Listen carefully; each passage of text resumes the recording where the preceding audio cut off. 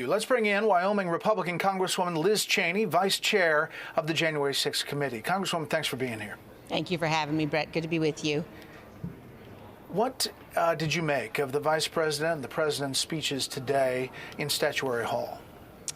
Well, I thought that there were a number of things that they said that I agreed with. I think when you look at what happened and at the attack that happened on January 6th, I think it's different from what happened on 9/11, different from Pearl Harbor. Obviously, 3,000 Americans died in each of those events, each of those attacks. But this was a mob that was summoned by and provoked by the President of the United States in an effort to stop the counting of electoral votes, which is a constitutional process. And so I do think the attacks are very different. I think there is a grave threat, certainly, to our system, to our constitutional institutions. And I think we have to set partisanship aside and party politics aside to get to the bottom of what happened and make sure that it doesn't happen again.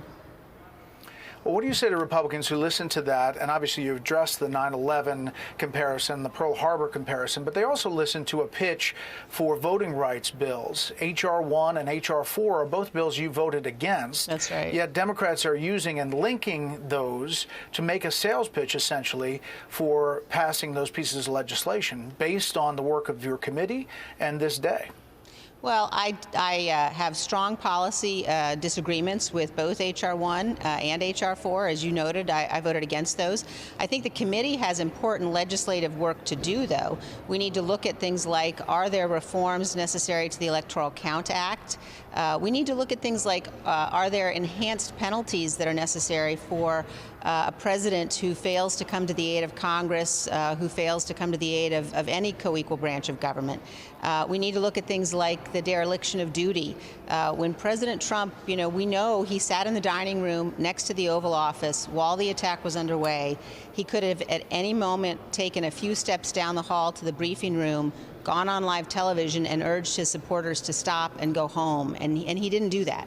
And so there are real legislative questions the committee needs to answer and needs to think about, but that doesn't mean that we're going to have complete agreement, or that I certainly agree with policy matters that I have not agreed with in the past.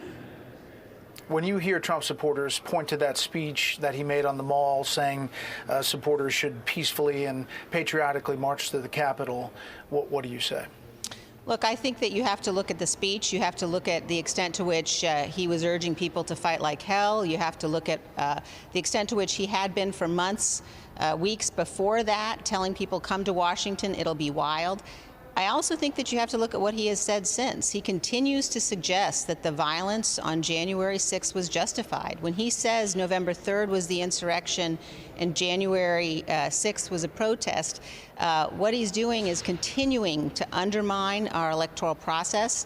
He's gone to war with the rule of law, and I think that's also really important for people to understand. We had over 60 state and federal courts that heard his claims. Many of them were Trump judges. They heard the evidence in many of those cases, and they rejected them. And the President of the United States has got a fundamental constitutional responsibility to ensure that the laws are faithfully executed, and that is what Donald Trump failed to do.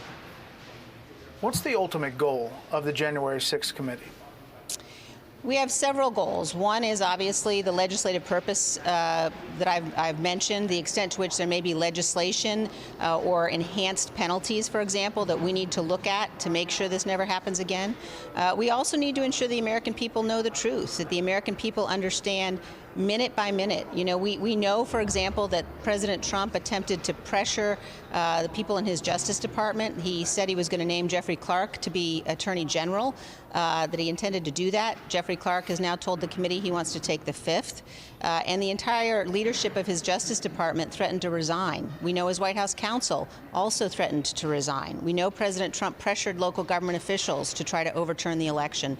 All of those things are a fundamental threat to our democracy and things that have got to be investigated. The American people need to have the truth about what happened.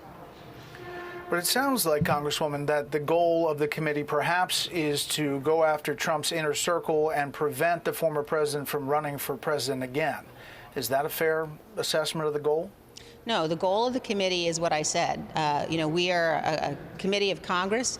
Our responsibility is legislative purpose to determine what laws we have in place, what additional laws we might need to prevent an attack like that from ever happening again. And we need to understand what happened. We need to know what members of this body were doing, what they were engaged in.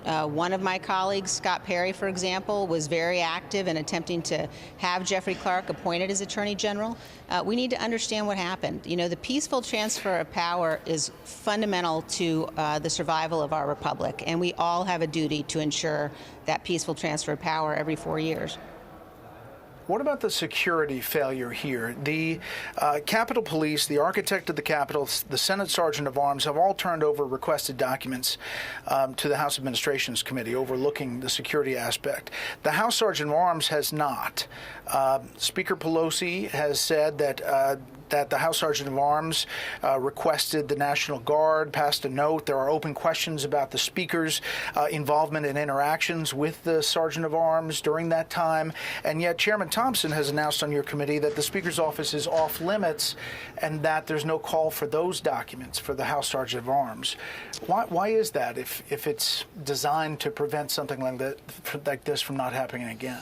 Well, look, the committee itself is very focused on that issue. We have an entire investigative team focused on the security failures of that day, focused on the response of that day.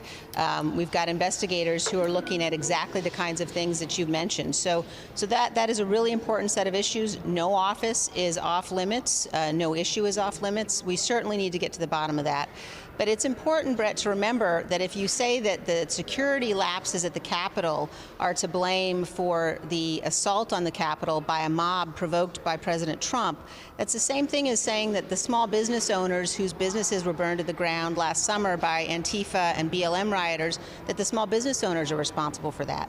And that's wrong. So security lapses are absolutely something that this committee is looking at and focused on, and it's one piece of a much larger issue that includes the former president's efforts to overturn the results of the election. So you would push for the House Sergeant of Arms to cooperate and hand over documents, and the Speaker's office to cooperate as well, despite Chairman Thompson's comments. Well, they certainly are, and I think that what you're describing as Chairman Thompson's comments are not accurate. It's not an accurate description of what the chairman has said, and he leads the committee, and as I said, we've got 5 investigative teams on the committee, and one of those 5 teams is focused precisely on this.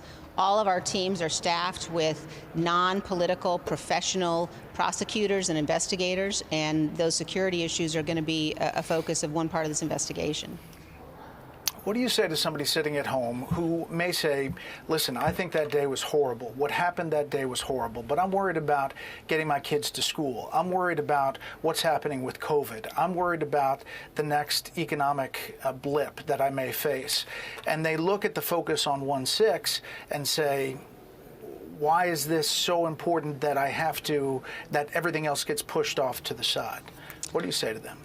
That I absolutely share those concerns. I voted with President Trump 93% of the time, more than most Republican members of the House of Representatives. I'm a conservative Republican. I believe that the policies of the Biden administration are bad for this country. But I also know that this country must go forward on a basis of truth. We've got to be faithful to the Constitution and the rule of law, and that if we aren't faithful to those things, and if we don't tell the truth about history, then the institutions themselves begin to unravel. So if we want to be in a position where we can advocate conservative policies again, we've got to tell the truth about January 6th, and we have to make sure that it never happens again. So why did the Wyoming Republican Party pass this resolution to no longer recognize you as a Republican and put out this long, lengthy statement about how you're closer to Nancy Pelosi, and they have a problem with that? Why?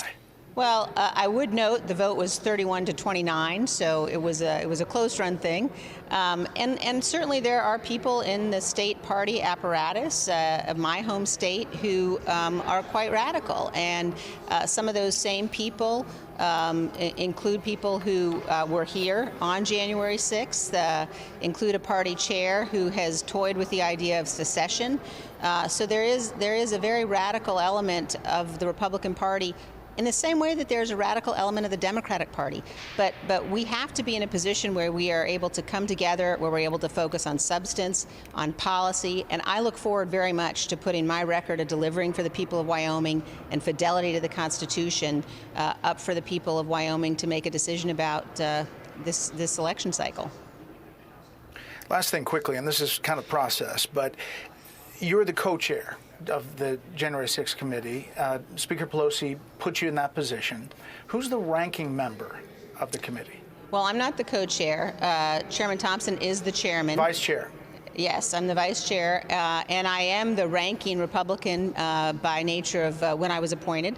The committee, I know that some on the Republican side who are attempting to obstruct the work of the committee include my colleague Jim Banks, for example, who's been sending letters to federal agencies claiming that he is the ranking member of the committee, which he's not. This committee is a bipartisan committee. It was constituted completely in accordance with the rules of the House and with the rules of the resolution that created it. And Minority Leader McCarthy refused to name people. He pulled back all of the people that he'd appointed to the committee.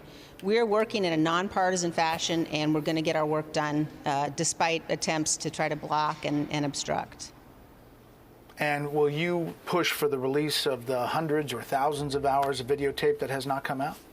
Yes, I think it's really important for the American people to have a full picture. There are a lot of conspiracy theories that people are pushing that are dangerous and that are wrong, and I think people need to have a full picture of what happened on January 6th here at the Capitol, at the White House, and also in the weeks leading up to it.